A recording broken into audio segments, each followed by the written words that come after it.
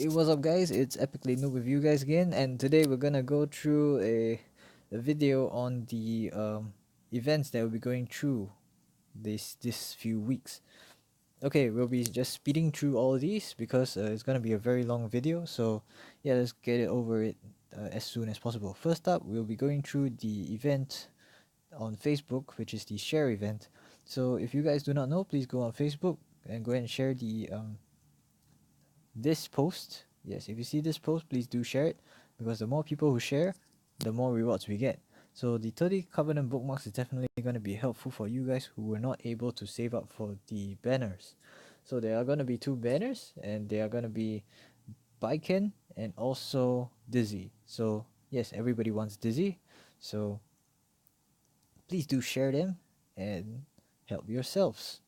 Okay, next up will be the update content. This is going to be fun. If this thing loads, at least. Yoo-hoo! Okay, this is good. So part 1 will be the Epic 7 with Guilty Gear collaboration, and there will be Soul, Bad Guy, and Baiken. So this is the animation for Soul's um, S3, if I'm not wrong. Okay, so Soul is a haha, is a Sagittarius warrior and is a fire type.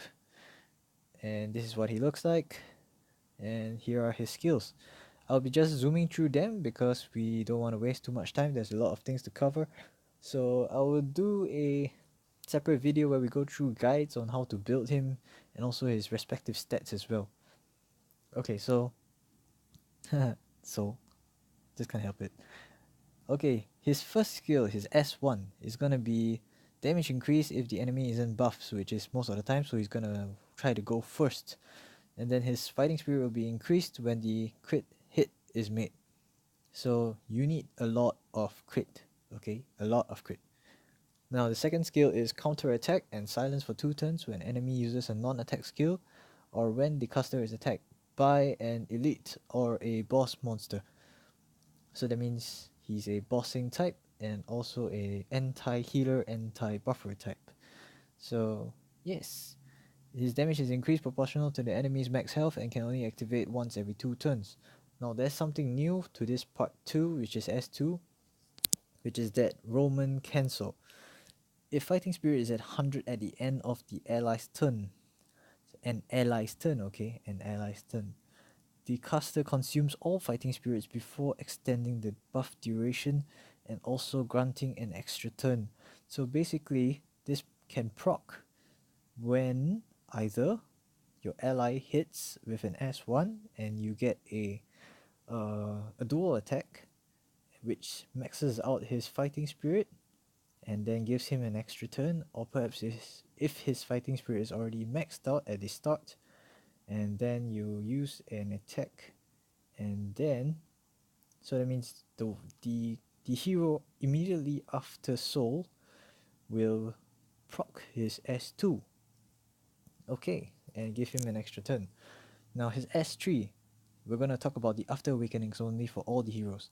Okay, so his S3 is just a strip, so it basically strips and make them unbuffable. And the damage is also proportional to the enemy's max health, which is good. So he's very good for bossing. So do consider that when building him. Now we're gonna go through Baiken, okay? Baiken is really cool. Check out that skill. Whoa, yeah! If you guys do not know, it's similar to the skill that she uses in the original series. She's gonna be a Thief, Scorpio, and Earth type. This is what she looks like. Like, damn, Baiken, damn. Okay, so let's go through the skills really quickly. All she does is bleed, like honestly speaking, bleed, and more bleed. Like she bleeds off there too. Her. Yeah. So yeah. Okay, let's get back in track. Okay, her S1.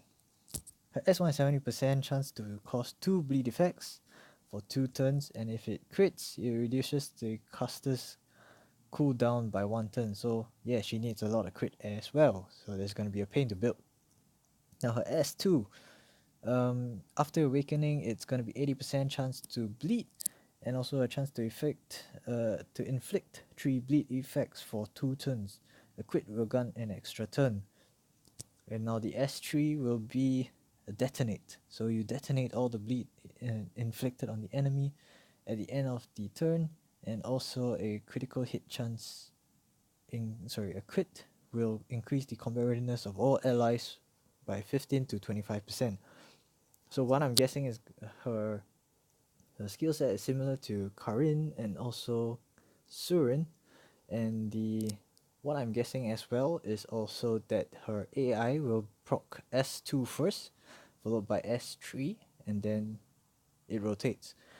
Now next two will be the Moonlight Heroes, which is Sage Baal and Suzanne, which I'll just call Sage Baal, and also CM Rin, or should I just call Moon Rin or Crescent Moon Rin? That's gonna be very long. I just call it ML Rin. Okay, that'll be easier. No, his Bell Suzanne, Sage Bell his S3 is honestly pretty disgusting. I mean, check out those eyes staring into your soul. Bad guy. Ha ha ha. Okay, so yes, this is what he is. He's a Taurus mage light. And this is what he looks like. Hideous, as always. Now what he does is sleep. Like he sleeps a lot. Sleeps with what is her name again? I can't remember. Suzanne. Oh yes, right. Suzanne. Okay. But okay, let's not get to that. Okay, first his S1 is a sleep. So yes, his S2 is a AoE sleep with dispel of 2 buffs, and also increases the caster's combat readiness if this skill is available at the end of the enemy's turn. So basically he doesn't need to be too fast for him to jump. But at the same time you don't want him to be too slow because you want him to drop the sleep, like his AoE sleep. Initially was written as if it is not available, which would have been way better, but now I guess they kind of nerfed it because it would have been too broken if it was not available. So yes, if you guys do not know what sleep does, sleep basically is a stun, but you crit when you hit the enemy and the enemy will wake up. Now his S3 is it has a really high multiplier, which is at 1.8 if I'm not wrong, and it also scales with the caster's lost HP, which is I think 60%. Yes, which is nice. So his S3 is a real huge nuke. Now let's talk about ML Rin. This is what her skill looks like. Pretty cool, pretty cool. Better looking than the original Rin. Now she's a Taurus, Thief, and a Dark type. So ML Rin looks pretty nice. Her boobs are no longer a tabletop like the original Rin. So ha ha ha, no tabletop. Can't put your cups there no more. Get it? Cups? Okay, let's continue. Her S1 is a buff, so you grab a random buff like Rin's S3. Just that this time it's gonna be for 1 turn only to the caster, and if you soul burn for 20 souls, which is a lot, which I don't think anybody will want to do, you get to grant that random buff to all your allies for 2 turns, which is good, but definitely you're not gonna waste that 20 souls on Rin. Now her S3, okay, S3. Her S3 is the one, S3 and S2. I mean, is gonna be the ones that you guys will probably want to work on, and these will be the main selling point of the ML Rin. Now let's go through the S2 first. It steals 2 buffs and gives them to all your allies. What more can you ask for? And it's like an anti-DN. If you see DN buff like your enemies DPS, you can just like dispel that DPS and also just grant that buff to all your allies. So basically your ML Rin just becomes a DN, like yay! But of course you have to be slower than the DN. Now S3 is another selling point, which is you dispel all the buffs of that target and grant immunity to all your allies for 2 turns, which is really great. And then caster gets an extra turn if the target's buff has been dispelled. So you need a lot of effectiveness if the enemy has a lot of effect resist.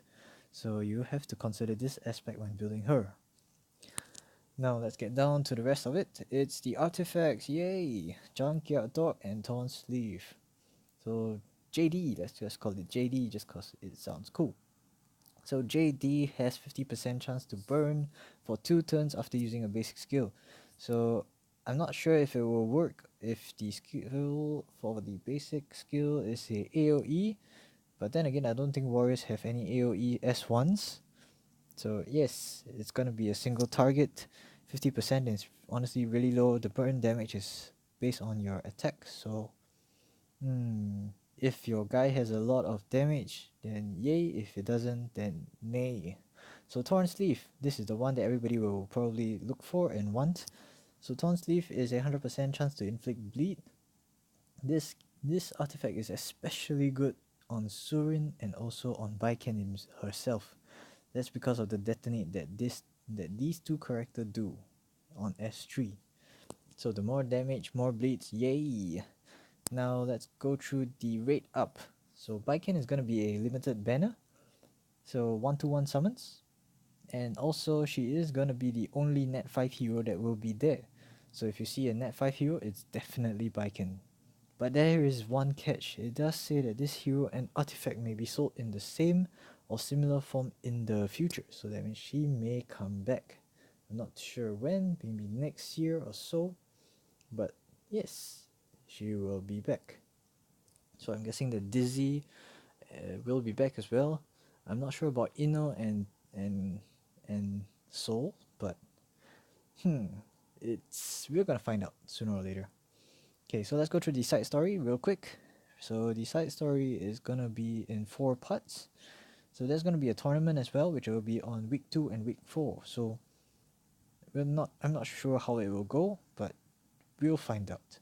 So the first part of it will be Soul, followed by Baiken, followed by Dizzy, and then the final story, which I'm guessing that Ino might be in the final story.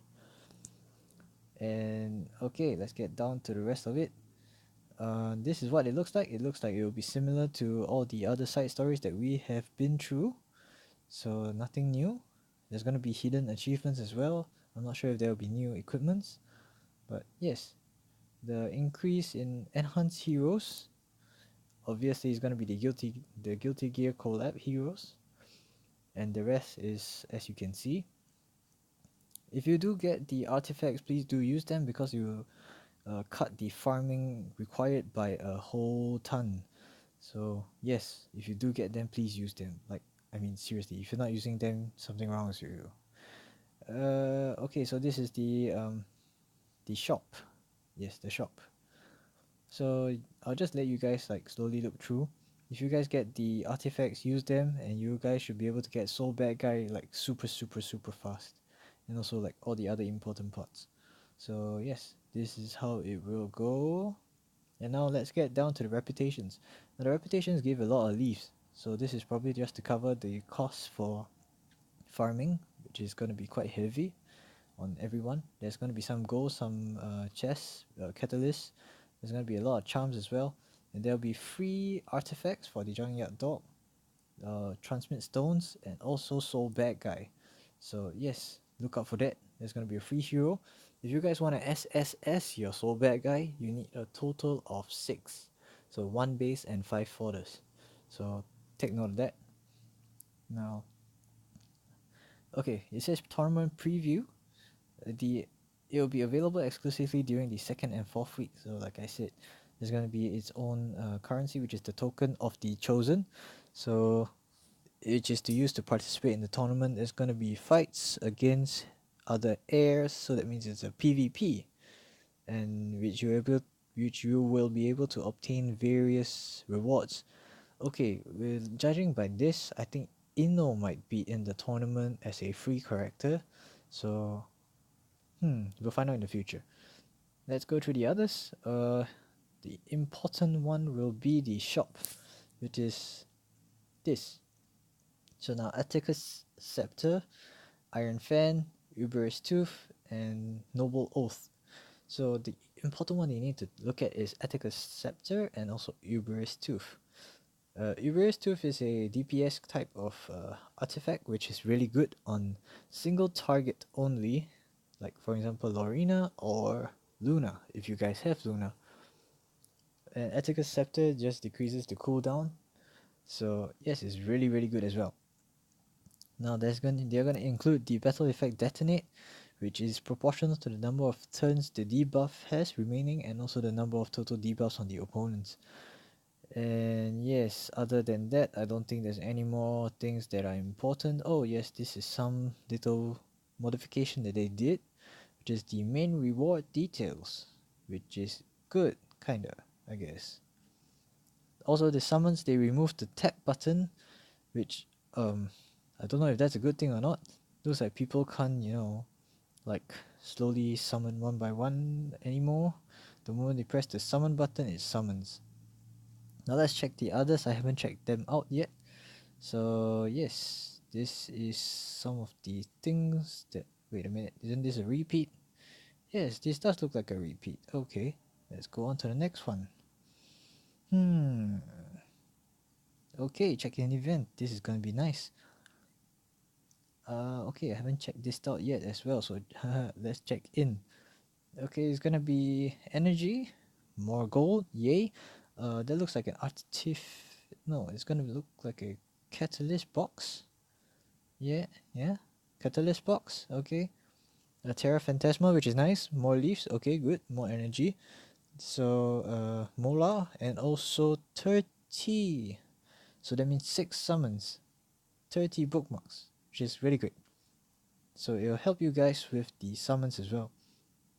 Now there's gonna be the limited time collaboration special pack, which is gonna be like this. I honestly, I'm not even gonna bother because I probably won't buy it, but you guys might. So yeah, this is what you will get. The price, if I'm not wrong, is a 44 US 49, sorry, so 50 US dollars and also 100 US dollars. So yeah, if you guys are interested, look up to that.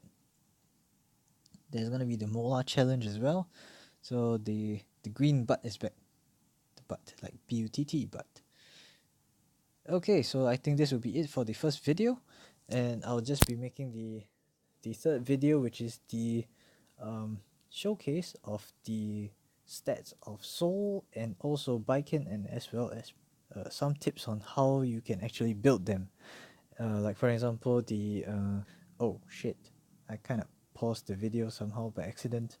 So let me just go through it over again. It's gonna be a guide on how to build Soul and Baiken.